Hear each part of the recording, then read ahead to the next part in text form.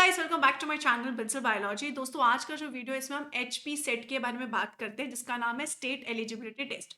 देखो दोस्तों, एक होता है नेशनल एग्जाम टेस्ट जिसको हम बोलते हैं नेट एग्जाम, सीएसआर नेट, और एक होता है स्टेट लेवल पे एग्जाम जिसे हम बोलते हैं सेट एग्जाम।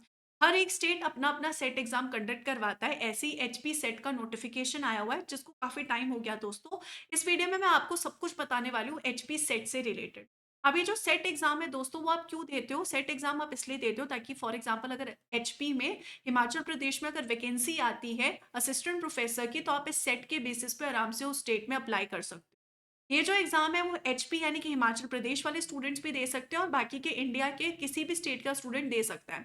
तो इसमें जो हिमाचल प्रदेश के आसपास वाले जितने भी स्टेट्स हैं उनको काफी फायदा हो जाता है। राजस्थान, हरियाणा, पंजाब, उत्तराखंड, दिल्ली, ये सारे स्टूडेंट्स जो हैं वो भी आराम से अप्लाई कर सकते हैं। कर तो पूरे सारे ही देश के स्टेट के स्टूडेंट कर सकते हैं, बट इस कंडीशन में फायदा डेफिनेटली आसपास के स्टेट वालों को हो जाता है, क्योंकि उनके घर से उत्तराखंड काफी नजदीक हो।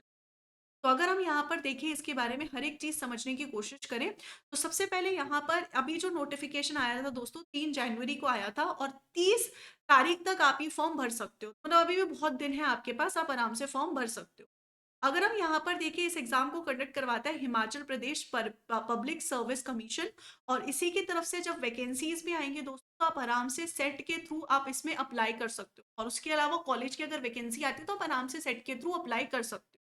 इसमें आपको असिस्टेंट प्रोफेसर की अगर वैकेंसी आई तो आप अप्लाई करके जॉब पा सकते हो, और ये सिर्फ और सिर्फ हिमाचल प्रदेश में वैलिड होगा। डेफिनेटली सी बात है कि ये वहाँ का सेट है।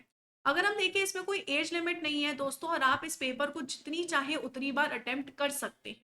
ये अल्टरनेटिव होता है नेट का। नेट होता है नेशनल लेवल पे, सेट होता है स्टेट लेवल पे एग्जाम।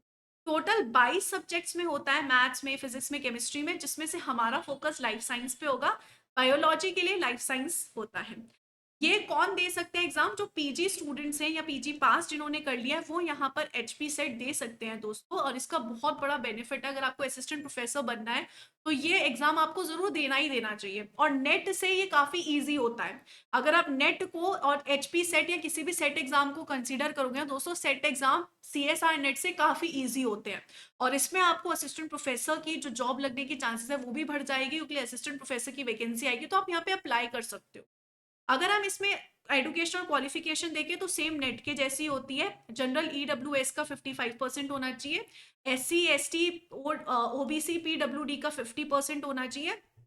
और फाइनल ईयर जो पीजी स्टूडेंट्स हैं वो भी इसमें अप्लाई कर सकते हैं प्रोविजनल बेसिस पे। एज लिमिट मैंने आपको बताई दिया कि कोई अपर एज लिमिट नहीं है।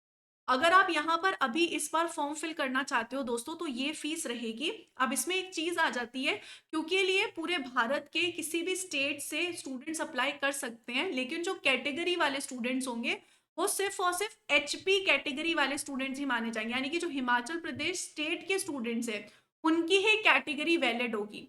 बाकी स्टेट्स में से अगर कोई स्टूडेंट किसी भी कैटेगरी से बिलोंग करता भी है तो उसे जनरल कैटेगरी में ही रखा जाएगा।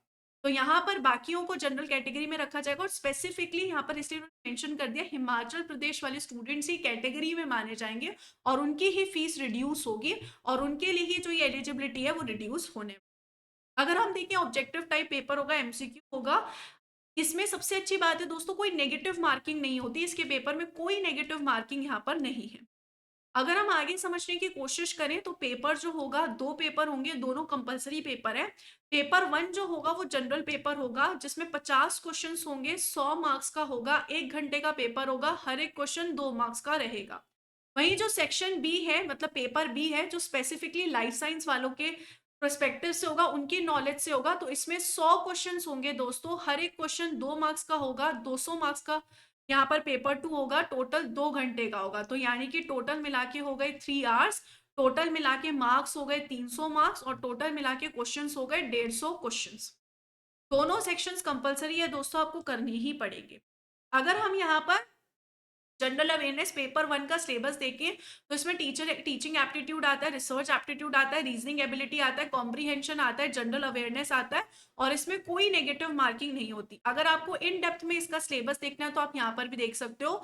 टीचिंग एप्टीट्यूड यहाँ पर आएगा, रिसर्च एप्टीट्यूड होगा, कॉम्प्रीहेंशन होगा, कम्युनिकेशन होगा, मैथमेटिकल रीजनिंग होगी, लॉजिकल रीजनिंग, डेटा इंटरप्रिटेशन, और information and communication technology, people development and environment रहेगा। तो ये सारी चीज़ें जो हैं बेसिकली पेपर 1 में रहेगी। अगर हम यहाँ पर डेफ़िनेटली बात करें दोस्तों पेपर 2 से रिलेटेड, जो कि हमारे लाइफ साइंस स्टूडेंट्स के लिए है, तो जो पेपर 2 होगा दोस्तों वो हमारा सब्जेक्ट बेस्ड पेपर होगा। और ये जो सिलेबस होता है ये नेट से बिल्कुल सिमिलर है, जो नेट में पूछा जाता है वही सारी सेम चीज़ें यहाँ पर इस सेट में भी पूछी जाएगी।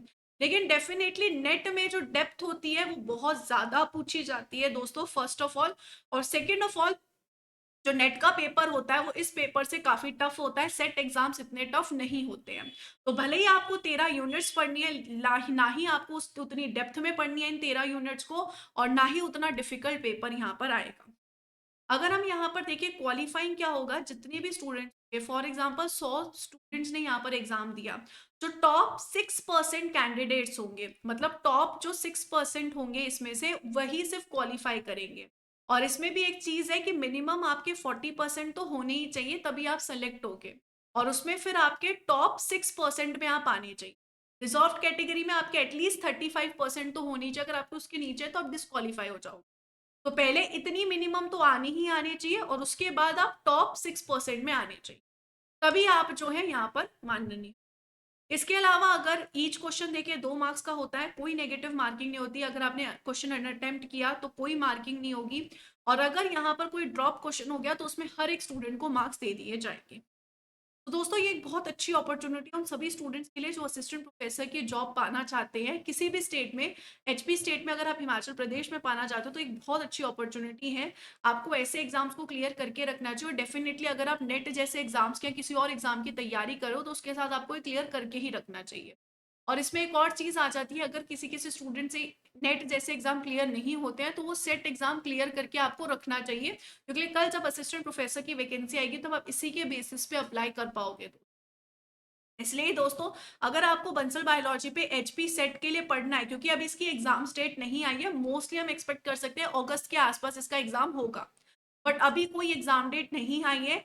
इसलिए अगर आपको बंसल बायोलॉजी के साथ पूरा रिकॉर्डेड कोर्स में पढ़ना है, अगर आपको पूरा लाइफ साइंस के लिए यहाँ पर पढ़ना है, तो आप बंसल बायोलॉजी ज्वाइन कर सकते हो। या फिर अगर आपको टेस्ट सीरीज सिर्फ टेस्ट सीरीज के साथ जाना है तो आप उसके साथ भी जा सकते हो। इसमें आपको life sciences plus general aptitude की जो क्लासेस है तो वो मिलेंगी, और उसके साथ आप यहाँ पर जा सकते हो।